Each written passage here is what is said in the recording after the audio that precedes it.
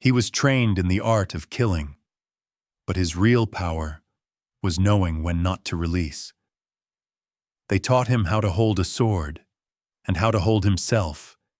He mastered restraint, in battle, in bed. He wasn't weak, he just refused to finish, ever. His name is forgotten, but his discipline shaped Japan. He didn't climax, he conquered. This isn't Zen, this is history. Let's begin. He learned to hold a blade before he learned to hold himself. At age 7, they handed him a wooden sword. At 8, they stripped him of privacy. And by 9, they taught him to sit through pain without blinking. A samurai was not raised for comfort. He was raised for control. He could not speak unless spoken to, could not eat unless told to, could not cry, even when bones broke during training. And when his body began to stir, when urges crept in like thieves, he was told one thing: control it, or be ruled by it. Desire was the enemy, but not because it was sinful, because it was weak. Pleasure dulled the edge. Release slowed the hand, and in a fight, a slow hand dies first. They called it discipline, but it was more than that. It was war against his own blood. He was told that every drop of seed carried power. Not metaphor, not poetry. Power. One release could drain the strength of a week's training. 2 could undo a month of discipline. That was the math of the old masters. So he stopped counting days. He started counting urges. At night, he would wake hard, breathless, on fire. But instead of reaching for relief, he gripped the cold floor beneath him, bit his tongue, silently declared war on himself. Others mocked it as superstition. But those men died early, slow, or unremarkable. The ones who held back? They lived like iron. He wasn't afraid of sex. He was afraid of wasting strength on what couldn't kill him. That made him dangerous. Not because he had nothing to lose, but because he had everything and refused to spend it. No one told him to stop seeking pleasure. They just made sure he never reached it. The girls were assigned as part of training, not prostitutes' apprentices. Their job wasn't to excite. It was to test, to touch him, ride him, exhaust him, but never let him finish. If he failed, he started over. If he succeeded, they made it harder. 2 girls, 3, hands, mouths, silence, and he endured. Because climax wasn't victory, it was collapse, the moment of surrender, the shame of an edge you couldn't hold. They called it the 1,000 Nights of Steel. Some bled, some cried. He didn't. He didn't beg, didn't speak, just held the tension like a weapon. His heartbeat slowed when it should have raced. His breath vanished when it should have gasped. He trained his body to resist itself, and when one girl whispered, "Just let go," he didn't answer. He didn't even blink. By the end of his training, even the women couldn't look him in the eyes, not because he was cruel, but because they knew he was no longer doing it for discipline. He was doing it for power. They told him his seed carried his spirit. Not metaphor, not myth. Every drop was fire, essence, life force. To spill it carelessly was like shattering a blade, and he would never dishonor a blade. So he turned that fear into ritual. He slept on stone floors, wore cold iron rings around his groin, ate bitter roots said to cool the blood. He learned to slow his pulse, to shift pressure, to breathe against the rising.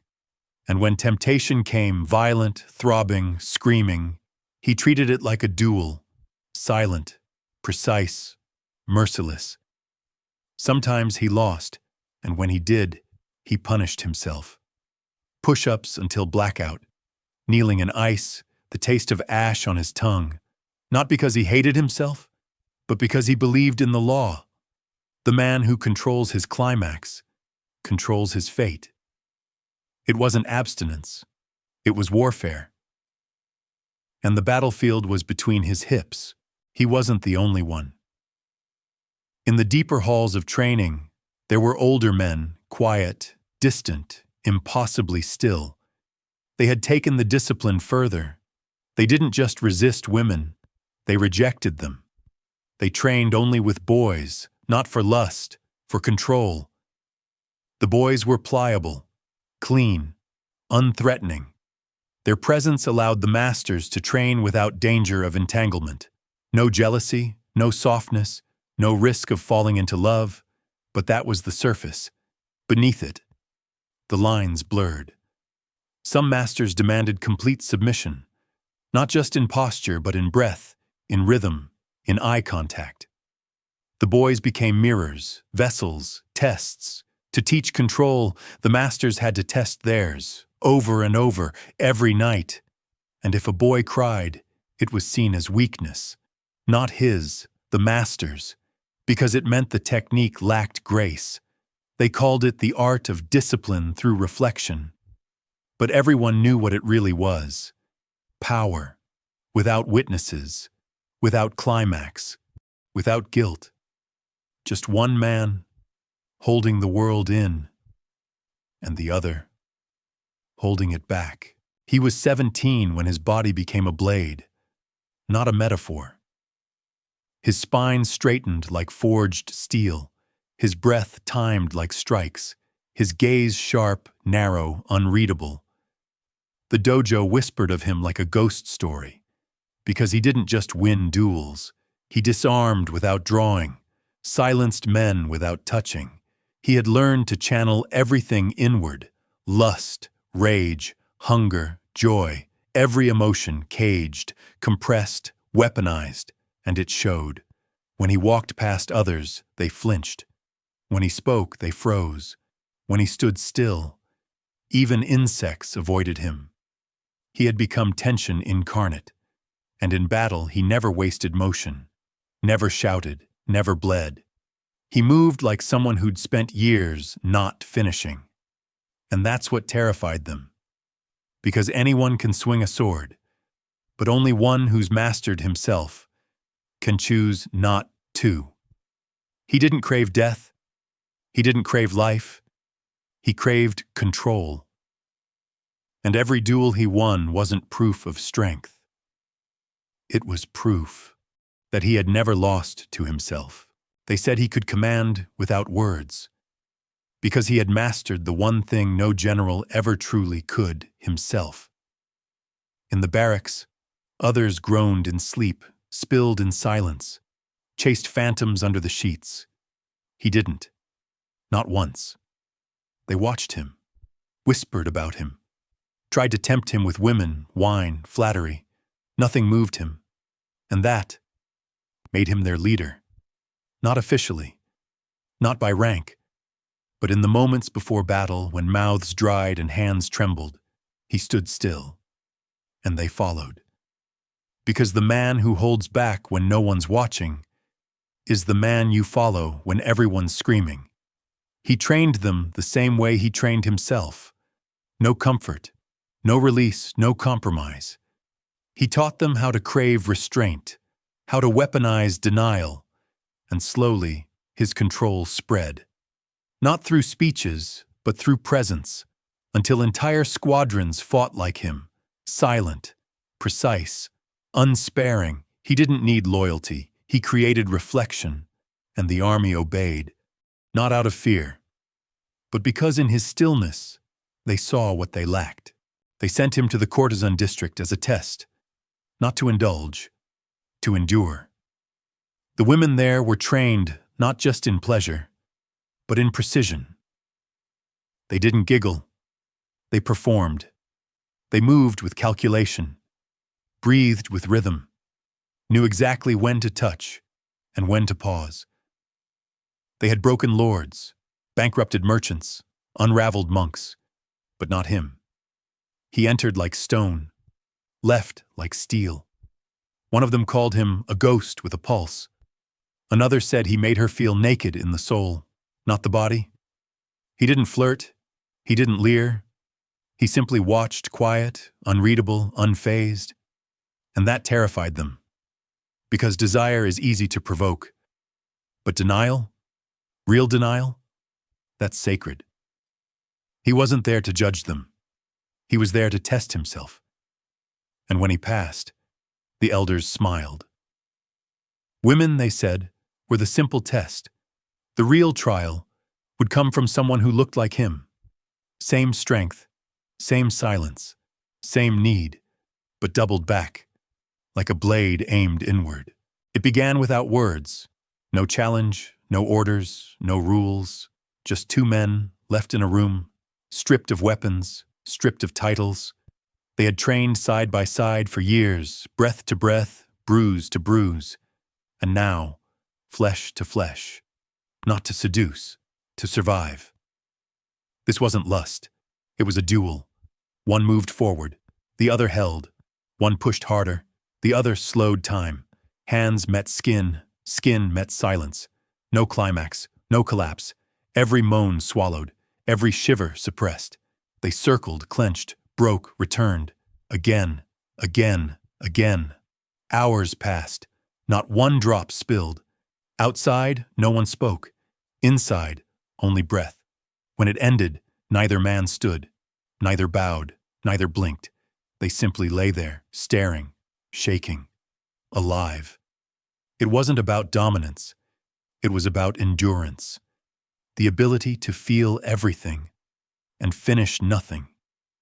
They both failed. They both succeeded. And in that failure, something shattered quietly. Because in restraint, they had touched something darker than power, something holy, or something broken. They whispered about him in the bathhouses, said he once lasted 3 days with no food, no sleep, and no release. Not in war, in bed. The tale changed depending on who told it. Sometimes it was 5 days, sometimes 7. The number didn't matter. What mattered was what he became. He was no longer just a man. He was legend. The kind of legend that made even the boldest men feel small. Because they knew they could never match it, not in discipline, not in denial. One girl claimed she tried everything. Nails, tongue, tears, nothing moved him. Another said he whispered to her mid-act, "It's not you I'm resisting. It's death." She laughed when she told it, but her hands trembled. Because what do you do with a man who finds pleasure in not finishing? Who holds back not out of fear, but for the thrill of control? They stopped testing him. There was no point. You don't tempt a mountain. You climb it or walk away. And most walked away. There was an old saying among the elite. He who finishes first dies first. In battle, the impatient strike too soon. In bed, the undisciplined peak too fast. And in both, the one who loses control loses everything. So he trained for neither victory nor pleasure. He trained for tension, to live inside the edge, to make denial not a burden, but a home. His hands became steady, his voice calm. Even under blades, even under bodies, he could enter pleasure and stay for minutes, for hours, suspended. It wasn't arousal, it was domination, not of others, of himself. He became the ghost inside his own desire, watching it burn, never feeding it. Others called it madness, self-torture, masochism. But those men died fast. He didn't want to win battles. He wanted to outlast them. He wasn't chasing climax. He was erasing the need for it. And when you can erase need, you become untouchable. Some temples trained warriors, others trained ghosts. These were the temples of tension, hidden in forests, carved into cliffs. No signposts, no chants, just breathe, cold floors, and pain without sound. There, students learned not to strike, but to still, to sit in arousal without movement, to endure touch without tremor, to bathe in scent, skin, heat without flinching. They meditated with incense and courtesans, blindfolded, bound, denied.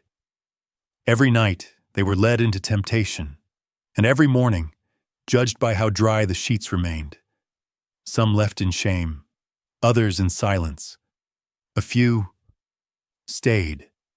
The monks didn't praise suppression. They praised sublimation, to turn desire into clarity, to turn ache into command. It wasn't about celibacy. It was about converting heat into focus. A warrior who masters tension doesn't just endure battle. He becomes the battlefield. And in a world ruled by impulse, that kind of stillness was blasphemy. The legend said he went 10 years without spilling a drop. Not one. Not in dreams. Not in training. Not in secret. His name was only whispered Master Gensho. They said he could break a man's wrist with 2 fingers, stop his own heartbeat for 6 seconds, meditate in a brothel and leave untouched. He didn't preach. He didn't punish. He simply existed, and his presence made lesser men unravel. A courtesan once tried to seduce him. She failed. Not because he resisted, but because he never even noticed. She said his eyes weren't cold. They were empty, like he'd burned all desire years ago and kept the ashes as armor. His students feared asking questions, so they watched how he walked like weightless stone, how he sat for hours unmoving, how he touched nothing but affected everything. They called him pure.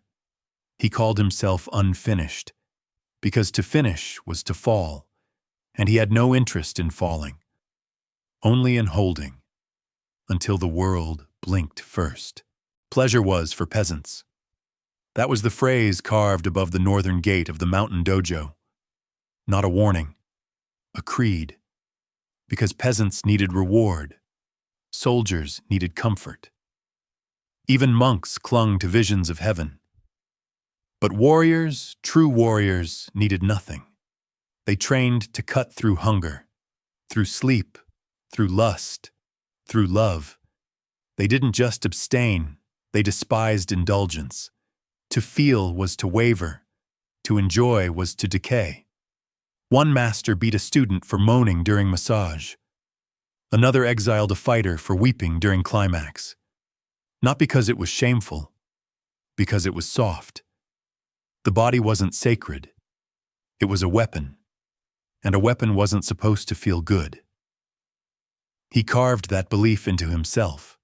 No warm meals, no silk bedding, no soft touches. Even his victories tasted bitter. But bitterness was fuel, and fuel burned longer than pleasure ever could. He didn't seek joy. He sought sharpness, and joy, in all its sweetness, dulled the blade. It was no longer sex. It was strategy. Encounters weren't about pleasure. They were about pressure, duration, mastery.